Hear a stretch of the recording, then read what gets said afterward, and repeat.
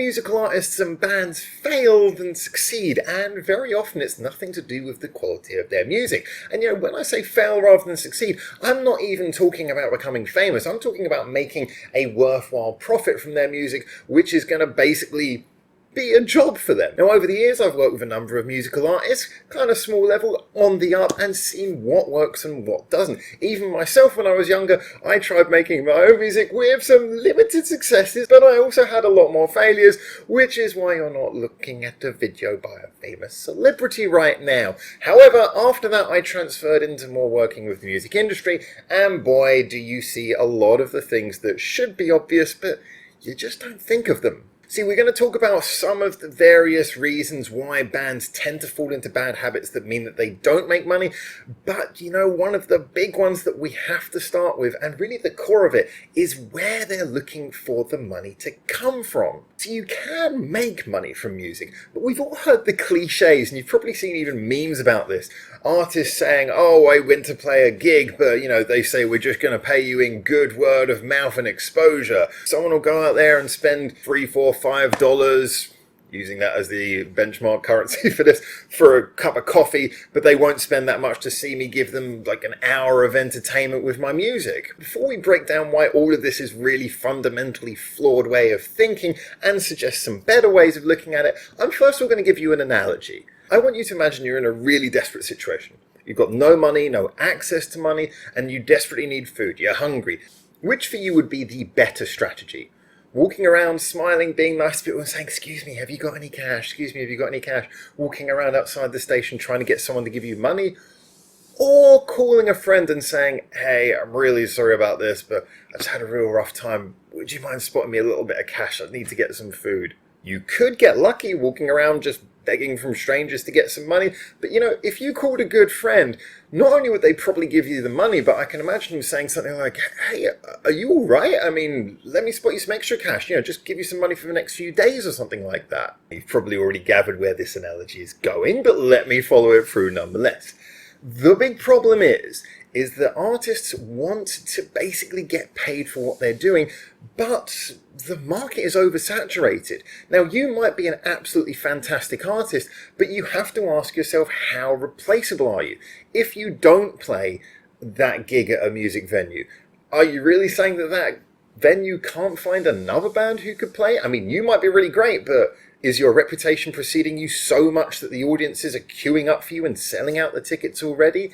You could say the same thing about things like Spotify. I mean, Spotify don't even have to pay Taylor Swift. Why would they pay someone who basically no one's heard of, however good you are? So at this point, you're probably thinking, well, if venues are not going to pay me, distributors are not going to pay me, record companies obviously aren't going to pay you anymore, and even people who you can busk for on the street are probably not going to pay you that much.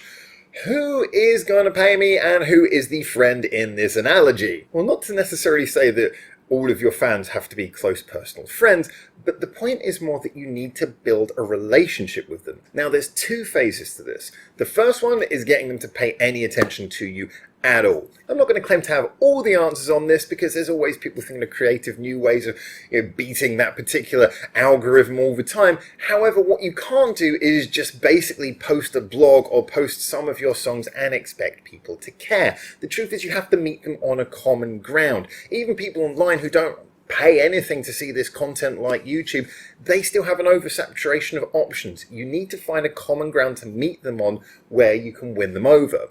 I mean, one of the things that seems to work really well is you get artists who, if they're a good artist, they might do some, drummer might do some drum covers. Each member of your band, if you're a band, could do different cover things on YouTube. If your skill is more songwriting and arranging, you could just do a band cover where you rewrite a song in a really interesting way. Because effectively, you're not appealing to your fans, you're appealing to fans of the artist who you're covering. And if you know how to impress them, you're going to win them over to you too, partly through your shared interest. Now, working with a lot of young Japanese artists, it's a big thing here to perform on the street, busking, or even just sometimes handing out leaflets and advertising to people. That is big in other countries as well, but to varying degrees due to laws and such like. When you're doing this, again, one of the big mistakes, and this is a really common mistake here in Japan, people will play their songs and then they'll just have like a pile of their CDs, and it will have something like, oh, pay us X amount of money, usually somewhere in the line of about $10 to have our CD. Or here's a leaflet and it tells you the date of our concert, and if you just pay this amount of money, you can come along and see us live. You know what one of the most difficult things is? This is really, really demonstrably true. The difference between asking for someone for, say, 50 cents if you're American, or like 50 yen, or asking them for $10 or 1,000 yen isn't really that big. The difference between asking them for like a couple of coins or nothing at all, that's where the real gap is. The gap, the difficulty is not how much money people have. It's not that whole price of coffee comparison that people make. It's just getting them to feel that they should be handing over money to you at all. And this is why, like I say, you've got to have a rapport with them before you can ask for any money whatsoever. A big thing that I often recommend is that you give them music for free. Now, it used to be that everything was physical media, and you'd have things like, artists would give away CDs, and then of course CDs just I can't believe people still give away CDs. Like, most people don't even have a CD player at home, but they certainly don't have a CD player with them, so they've got to take it home, remember to put it on, find time to listen to it. People are busy, they've got other things to do. By that point, you're already kind of asking them for more of a favor. Even if you've given them a free CD, you're asking for a favor of time. What you could do is something like maybe have your music on one of these services like Spotify. Use the common ones, Spotify, Apple Music, the ones where everyone can find them. And then just give them a leaflet with maybe a QR code that links them straight through to your music, so they can walk away listening to your music right then and there, while it's still fresh in their mind, while it doesn't take any time out from them anyway, because they're already walking. They've already got some time where they'd rather be entertained, because they have to do the process of getting from A to B.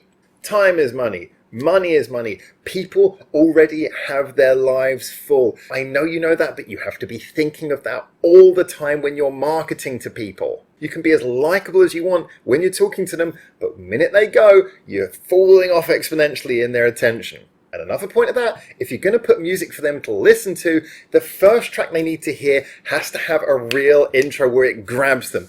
If you've got like a slow building song, a real epic, yeah, it might be your favorite, it might even be your best song, but they're not necessarily going to listen through all 6 minutes to see, that conclusion really brings it together. Go for your song that has the tightest intro and still pays it off best as possible. The song where you basically grab them. It's all about attention. It's all about how little time people really have and are going to freely offer to you. As mentioned earlier, this is about building up a rapport. So, I understand a lot of people, they think, well, we've recorded a whole album, now we should get paid for it.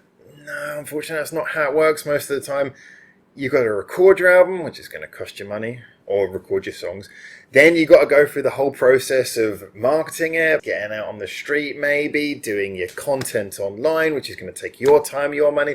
Then you've got to give people free music. You've got to give them all this stuff. And you might be thinking, well, this is way too much to have to invest in it. But the truth is that down the line, if your music is good enough and you're basically winning people over like this, you're going to start to see the money come. Follow up those things you've shown them with a social media presence, with you doing other cool things, with you having videos online where maybe you're doing covers or maybe you're doing something musical which they can get interested in. But if you're always putting some sort of interesting content, you're going to be in their head, slowly becoming part of their musical interest, their musical catalogue. And then when you pop up with a concert, they're going to be like, yeah, you know what? I wouldn't mind seeing them. I've been listening to them recently. Wouldn't mind going along seeing their concert. Maybe when you have like an EP or an album come out and there's a little cost for one of them, not all of them, you've still got some free material, they're going to be like, yeah, you know what, I'm going to buy that. And you know what? They're also going to share it with their friends, especially if they're big musos. We all know every muso likes to be the one who, I caught this band before they were famous. And, I got all my friends into them. But everyone knows I was the first one. Now, of course, none of this is surefire. There's so many things involved. Yes, your music has to be good. It also has to maybe appeal with a certain niche or something. There's so many other aspects. If you want to do music as an actual job, as a career, if you want to make money from it, obviously work on your artistry. But the big thing to remember is that, unfortunately, you're going into a very heavily saturated market. And if anything, the one big niche that isn't really served so much is artists who know that. There is a lot of scope to make money from music. So, really the core of my advice, be patient, think about who you're advertising to, meet them in the middle, make sure that you understand that their time and their money is precious to them, and the biggest thing is getting them to give you any of that at all, rather than how much they give you subsequently.